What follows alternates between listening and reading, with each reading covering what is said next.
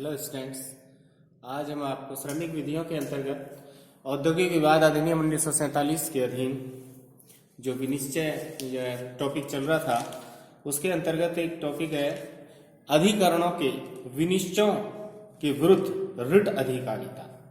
यानी जो अधिकरण है, श्रम न्यायालय है, अधिकरण राष्ट्रीय अधिकरण है, इनके विनिश्चयों के विरुद्ध रिट अधिकारिता के संबंध में क्या प्रोविजंस हैं। संविधान के अनुच्छेद 32 और 226 के अधीन उच्चतम न्यायालय व उच्च न्यायालयों को अधिकरणों के विनिश्चयों तथा उनकी न्यायिक कार्यवाही के विरुद्ध उत्प्रेक्षण लेख जारी करने की शक्ति प्रदान की गई है। उत्प्रेक्षण लेख जारी करने की रिट अधिकारिता के निम्न आधार है। फर्स्ट, यदि अधिकरणों के क्षेत्राधिकार के अभाव की दृष्टि से कोई त्रुटि हुई है। सेकंड, क्षेत्राधिकार के आधिक्य की स्थिति में। थर्ड, यदि अधिकृत क्षेत्राधिकार का प्रयोग नहीं किया गया है। फोर्थ, यदि विनिश्चय प्रदान करने में कोई स्पष्ट एवं वैधानिक त्रुटि रही है। 5, यदि नैसर्गिक न्याय के सिद्धांतों का अधिकरण द्वारा उल्लंघन किया गया है। 6, इस लेख का प्रयोग करते समय उच्च न्यायालय पर्यवेक्षणीय व अपीलीय क्षेत्राधिकार का प्रयोग करते हैं। 7, अभिलेख प्रथम दृष्टया त्रुटिपूर्ण प्रतीत हो तो अनुच्छेद 32 और 226 के अधीन उसके विरुद्ध रिट जारी की जा सकती है उत्प्रेक्षण लेख के अंतर्गत, और उनके विनिश्चयों की वैधानिकता की जांच की जा सकती है। अब है अधिकरण के विनिश्चय के विरुद्ध संविधान के अनुच्छेद 136 के अधीन विशेष अनुमति संबंधी प्रावधान। यानी भारत के संविधान के अनुच्छेद 136 के अंतर्गत विशेष अनुमति याचिका के संबंध में क्या प्रोविजन किए गए हैं। संविधान के अनुच्छेद 136 के अधीन भारत राज्य क्षेत्र में स्थित न्यायालयों अथवा न्यायाधिकरणों द्वारा दिए गए किसी विनिश्चय अथवा अन्य आदेशों के विरुद्ध विशेष अनुमति देने के लिए भारत के उच्चतम न्यायालय को क्षेत्राधिकार प्रदान किया गया है। अनुच्छेद 136 के अंतर्गत अपील संबंधी विशेष अनुमति सामान्यतया निम्न 3 परिस्थितियों के आधार पर प्रदान की जाती है। फर्स्ट, प्राकृतिक न्याय के सिद्धांतों का स्पष्ट उल्लंघन किया गया है। सेकंड, औद्योगिक विधि से संबंधित कोई सारवान प्रकृति का सिद्धांत उच्चतम न्यायालय के समक्ष रखा गया है।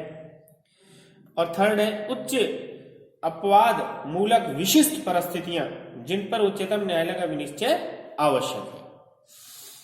तो ये 3 परिस्थितियां हैं जो विशेष अनुमति याचिका के लगाई जा सकती है। 3 आधार: श्रम न्यायालयों, अधिकरणों और राष्ट्रीय अधिकरणों को कर्मकारों को कार्य से अलग करने या पदच्युत किए जाने के प्रकरण में समुचित अनुतोष प्रदान करने की शक्ति। जहां किसी कर्मकार को सेवा मुक्त किए जाने या पदच्युत किए जाने के संबंध में औद्योगिक विवाद श्रम न्यायालय या अधिकरण अथवा राष्ट्रीय अधिकरण न्याय निर्णय हेतु निर्देशित किया गया है और न्याय निर्णय कार्यवाही के दौरान श्रम न्यायालय, अधिकरण अथवा राष्ट्रीय अधिकरण इस तथ्य से संतुष्ट हो जाते हैं कि कर्मकार को सेवा मुक्त किए जाने या पदच्युत किए जाने संबंधी आदेश न्यायोचित नहीं है, तो कथित आदेश को निरस्त कर सकते हैं और कर्मकार को बहाल करने संबंधी निर्देश दे सकते हैं, या उस कर्मकार को अन्य अनुतोष प्रदान किया जा सकता है जिससे कि कार्यमुक्त किए जाने या पदच्युत किए जाने के बदले प्रसंगत प्रकरण में वांछित दंड से कम दंड दिया जा सकता है। एक केस है सचिव नगर सुधार न्यास बीकानेर बनाम कर्मचारी संघ, सुप्रीम कोर्ट। इस केस में उच्चतम न्यायालय द्वारा अभिनिर्धारित किया गया है कि धारा 2 नए और धारा 25 च के अधीन कर्मकार की सेवा समाप्ति संबंधी विवाद ग्रहण करने की अधिकारिता का प्रश्न यदि अधिकरण के समक्ष यदि प्राथमिक तौर पर नहीं उठाया गया है तो यह प्रश्न रिट पिटीशन प्रस्तुत करते समय उच्च न्यायालय के समक्ष उठाए जाने की अनुमति प्रदान नहीं की जा सकती। यदि निचले स्तर पर नहीं उठाया गया प्राथमिक तौर पर तो बाद में फिर इसको उच्च न्यायालय के समक्ष उठाए जाने की अनुमति प्रदान नहीं की जा सकती है।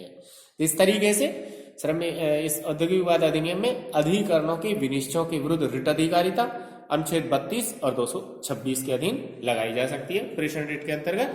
जहां उन्होंने क्षेत्राधिकार का प्रयोग ज्यादा कर दिया है, क्षेत्राधिकार का प्रयोग नहीं किया है, प्राकृतिक न्याय का उल्लंघन किया है, तो और स्पष्ट रूप से त्रुटि दिखाई देती है, तो ऐसी परिस्थितियों में अनुच्छेद 32 और 226 के अंदर 226 में हाईकोर्ट और 32 में सुप्रीम कोर्ट के अंतर्गत रिट लगाई जा सकती है।